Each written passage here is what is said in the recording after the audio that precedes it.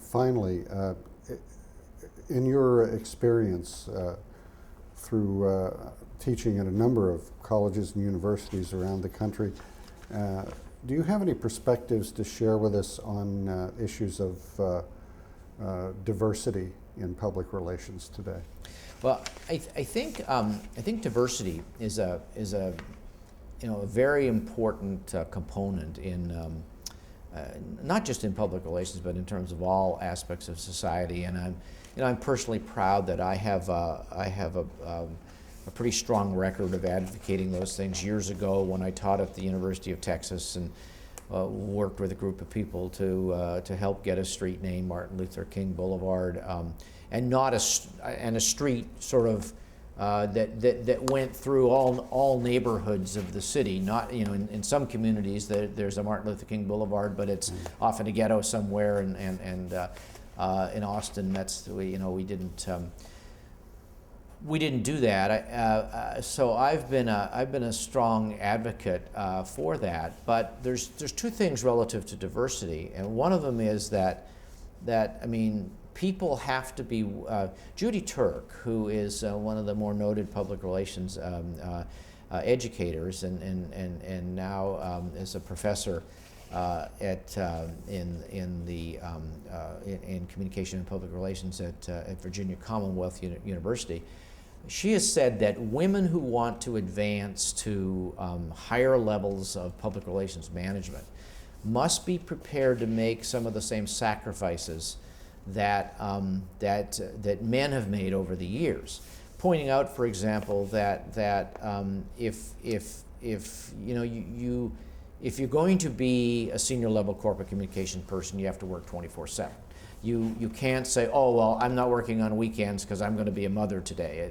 The rules don't work that way. And some of the most successful women in public relations have Marilyn Laurie, who was the senior vice president at AT&T and was truly one of the most noted corporate public relations people of all time, man or woman. Her husband Bob was a freelance photographer, so his career, he could adjust his career to hers. You could say similar stories about Carol Howard, who had a fairly distinguished career at AT&T and went on to become the chief communications officer at the Reader's Digest. So you've got those circumstances and situations. I mean, you can't have a 10 to 2 job with daycare provided and expect that you're going to be the senior vice president. The other situation that you have with diversity is a financial one.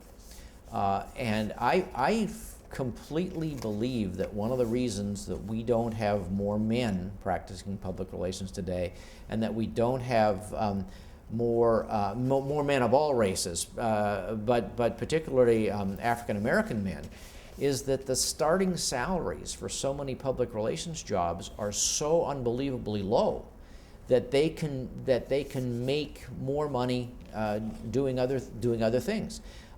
We've had graduates of our master's program in public relations at BU, the world's oldest graduate degree program. We've had students taking jobs in New York, and the starting salary is around $35,000.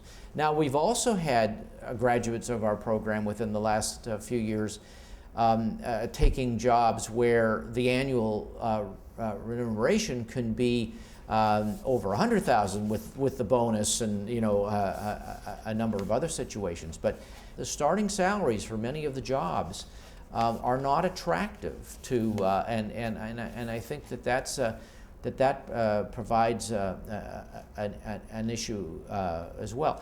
Things are changing. I mean, there's certainly far more women today who have advanced to senior level positions in corporate communications and public relations, and we have a few more people of color who are in those areas.